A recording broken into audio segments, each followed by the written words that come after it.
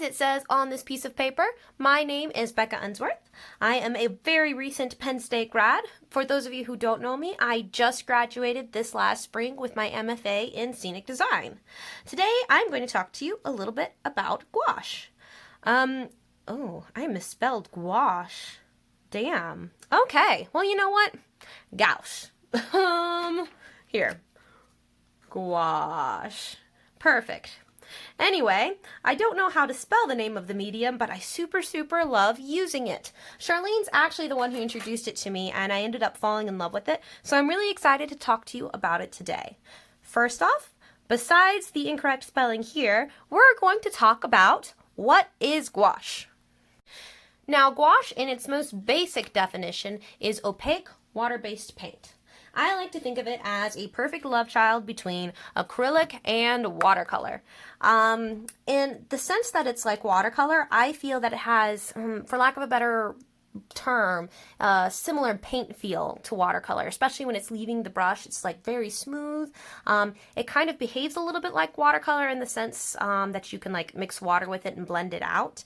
However, it is not transparent like watercolor. You can cover really well with gouache. That's one of the reasons that I love it, because it will pop right off of dark colors if you add light colors on top, and it has like a thickness to it that normal watercolor does not.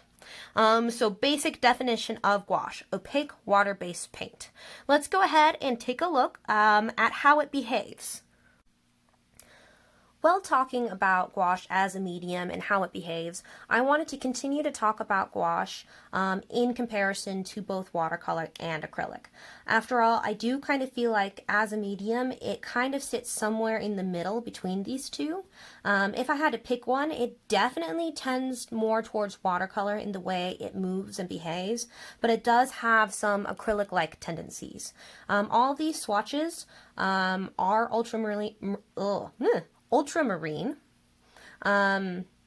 This row is straight paint, no water, and this row is paint and water.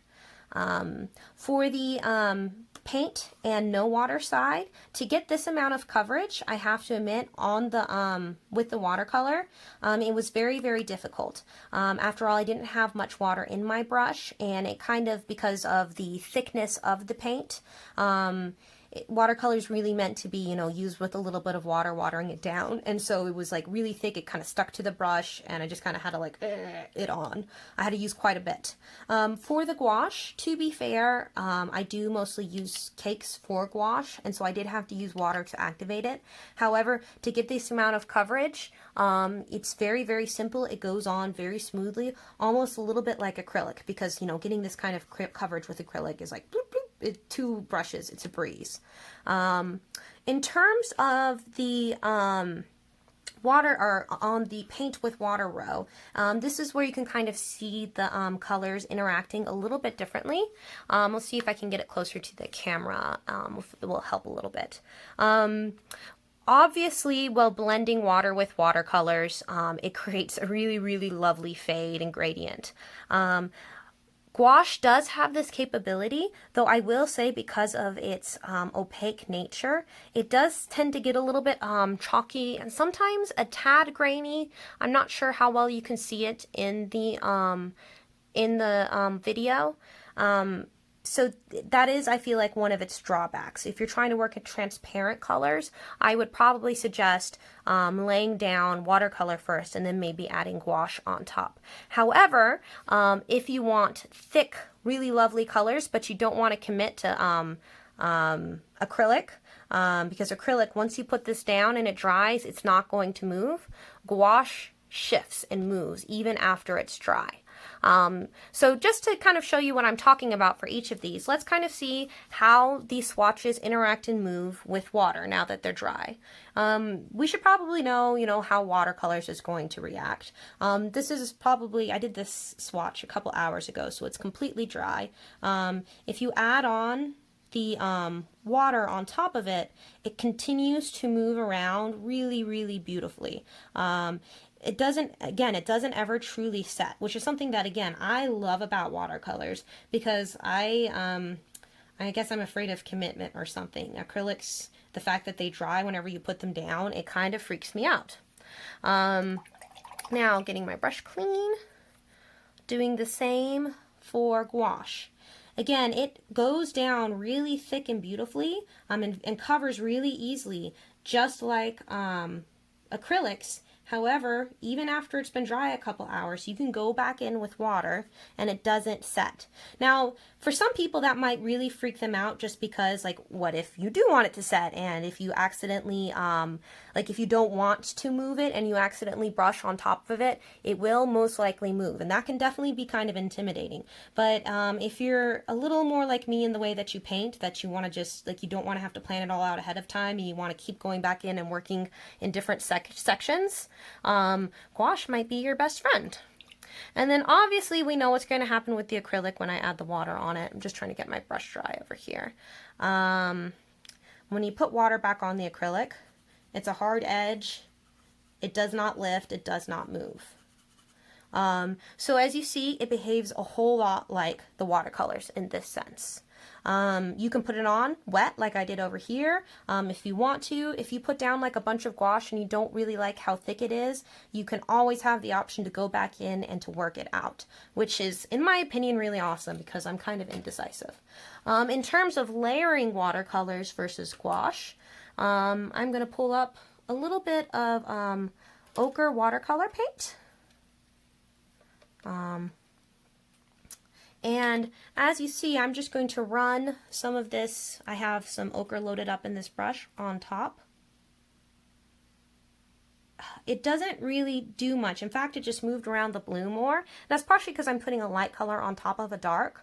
But watercolors, they weren't really made to layer thickly on top of each other.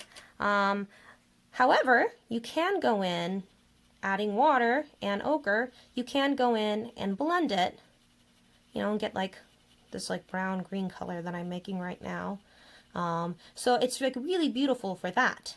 This is where I find gouache to really shine, because it can do both this in terms of blending colors on the pages and like washing out with other colors like that.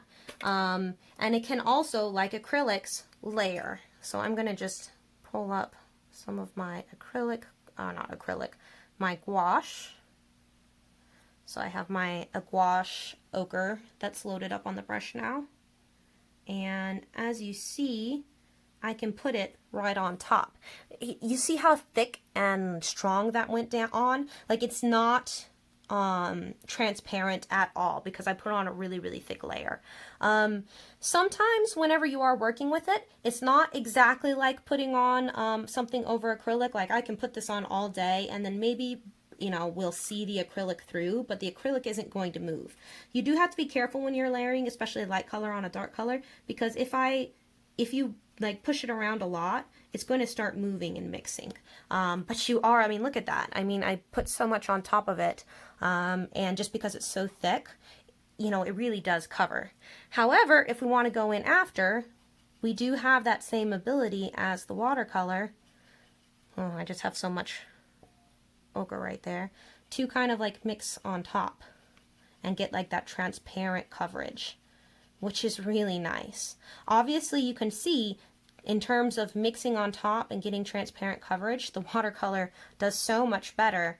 However, you're able to kind of do both. You're able to have the coverage that acrylic has while still getting like transparent, movable quality that watercolor has. So if you ask me, it's the best of both worlds. Now let's talk a little bit about what types of papers work really, really well with gouache. I like to, a standard of mine, I'm sure Charlene's made you get some of this, whereas lets you use some of hers. I really like using Arches. I think this is 140 pounds, so it's not the heaviest. 140 pound, maybe cold pressed. Ooh, I should know.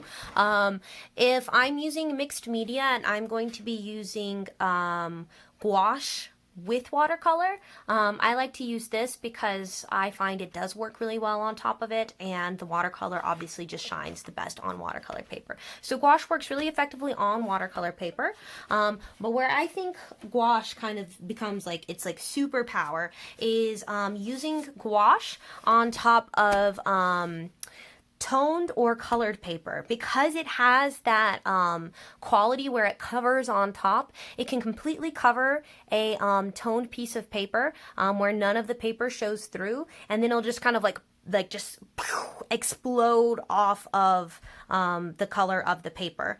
Strathmore Mixed Media has some really good options. This is their tone tan, and here's their black. In terms of, I haven't been able to find any really good sources for watercolor papers, so these don't necessarily work as well if you're trying to bleed colors out, like if you're trying to use a lot of paint and water. They're not made to like soak in colors and let them like flow, but this is really good for if you're using gouache as a thick medium and putting it on top of paper, not expecting it to like bleed into the paper. If you want to get and experiment with some mixed media paper, Strathmore at Michael's is a really good start because it's a really heavy pound. It's not going to buckle like normal paper, and I think these little 6x8 pads, if you get them there, they're like $5. So it's if you just want to start with something small, it's kind of like a good easy way to experiment. So I just kind of want to show you a little bit of gouache on top of mixed media paper, and particularly not really mixed media, but on top of like a colored paper, and we'll use black because I just love the way that it just kind of like shines on top of it. So we'll just go ahead and I'll just use a lining brush here and use some white on top of this black paper. But as you can see, it just kind of like right on top. I'm not sure what I'm drawing. I'll just draw some lines. And it just kind of like explodes off of it because it has that like thickness. And the mixed media paper, make sure you're not getting like drawing paper. It's heavy enough to handle like the wetness of the medium. Again, it's like not necessarily the best to like expect it to hold up with a lot of water, but you can go in and kind of like, you know, mix it around and water it down and spread it out as well. It can handle some, just don't expect it to like sink into the paper. But I just really love gouache on top of toned papers. It's meant for them. It's so great. So the last thing I want to talk about today is essentially where to get your gouache and what gouache to get. There are multiple options. We have tubes, we have cakes, and we have something called jelly gouache. Who knows, there could be more out there, but this is kind of what I'm aware of. I kind of want to talk through a little bit about like what we have accessible in the State College area, and also like what you have to get online, etc. I also kind of want to talk about some different price points and their quality, because I understand just finished being a student, you're having to buy a lot of supplies right now, and you don't necessarily want to spend, you know, $50, $60 on a medium just to experiment, you know, especially if you realize you don't like it. That would be a huge bummer. I started off with these weird little gouache tubes because essentially they were at Michael's and I didn't really know what to get. Unfortunately, Michael's doesn't have a huge selection. And I know they're kind of our main source here. Uncle Eli's might have stuff, but I'm not sure. These are like Reeves tubes. They might have some cakes. I'm not really sure. The things that I really remember them having are either these like starter set Reeves tubes that honestly, they're kind of a little weird. I don't really like their quality. I wouldn't suggest getting them. They are cheap as all get out. I feel like it was like $10 for like a bunch of these, and they are at Michael's, so that is something that is local. And then Michael's kind of only had the other spectrum of the option. There weren't any like midpoint options. They have something called Winsor & Newton designer gouache, and it was like $60 for I think a 6 tube set, which again, I know in terms of good paint isn't huge, that expensive, but if you're just wanting to experiment and to play, that can be a whole lot, especially right now. So that's kind of like what's available in the area, and that's kind of what I know about in terms of tubes, because as I said, I'm actually not a big fan of tubes because I have a stressor in terms of freaking out that I'm gonna like squish out too much and I never use enough. I really like using cakes. This is the Carandiac brand, or however you say that. and I had to get these on Dick Blick. This was the $15 set, and I think it's $30 or $35, so it's a really good mid-price point. They also have tubes available in this brand, which I'm assuming are good because I really do like the quality of these colors. It does come with tube white, which is really nice because then it's a lot easier to not get it like nasty with the other colors. As you can see, I don't necessarily clean my brushes in between super well. I have been using this set pretty much all summer. And as you can see, it looks like I've hardly touched it in terms of how much paint is actually gone. I also like that I can kind of just pull them out and use them individually. It's a really good bang for your buck deal. And if you do like using cakes like I do, I think you'll really enjoy these. But again, not local, you have to order them. And I'm not sure if they have them on Amazon, but I do know that Dick Blick has them. But it's a really good like mid-price point option for some actually pretty good quality paint. Now, there's one other option that I recently became aware of, and this is called Jelly Gouache, or Jelly Cup Gouache, and it's kind of like a weird thing. I recently got a set, a Hemi brand, I don't know how to say anything today, or spell apparently, and this stuff is kind of funky, but really cool. They're, let's see if I can get it open. They're kind of like the perfect blend between if you like tubes, but you are like me, like if you like having wet paint, but you're like me and you don't, you kind of feel stressed squeezing it out of the tube. This stuff comes shipped in these like little jelly cups. You can pull them out. And actually each one comes with like a little plastic covering, almost like a pudding cup, and you have to peel it off. And they're 30 milliliters of paint each, so it's quite a bit of paint. Like, multiple times more than what you're going to get in a tube. And the thing that I like about this is it kind of gives you that freedom of a cake where you're able to just dip in and just like use as much as you want, but you have access to wet paint. This lid seals really, really tight, and as long as you put the lid on every single time, it will keep your paints wet. Don't be like me. One time I left them off and it didn't. They dried a little bit. It was sad. But it will keep your paint wet, and you don't have to worry about, it's $23 for this set for all of this paint. That's actually, I would say, fairly decent quality paint. It's not like the best quality, but it's way better than like the weird Reeves stuff. And you can just dip it in and like, kind of just go for whatever you want, and you don't have to worry about wasting paint because you have, of all, so much paint, and then also you didn't have to spend that much. So I would say this is like a really great starter set, a really good way to kind of decide, hey, do I like gouache or not? Because, $23 versus like $60 for only a couple of colors, I think it's just really easy on the budget and also a good decent quality. So definitely I would say Jelly Gouache. Just discovered it in the last month, but I would say most likely best bang for your buck in terms of what's on this list. I did have to get it on Amazon, and I think they had other brands available, so feel free to shop around, but this is just the one that I got to experiment with. I hope that you guys are encouraged to try out gouache and that you won't find price to be inhibitive, because I find it to be a really amazing medium, whether it's just using it by itself or if it's like using it in tandem with watercolor. I find it really can enhance a piece of art and can be really freeing to work with. I hope you guys have a really awesome day, and thanks for letting me tell you about gouache. Bye!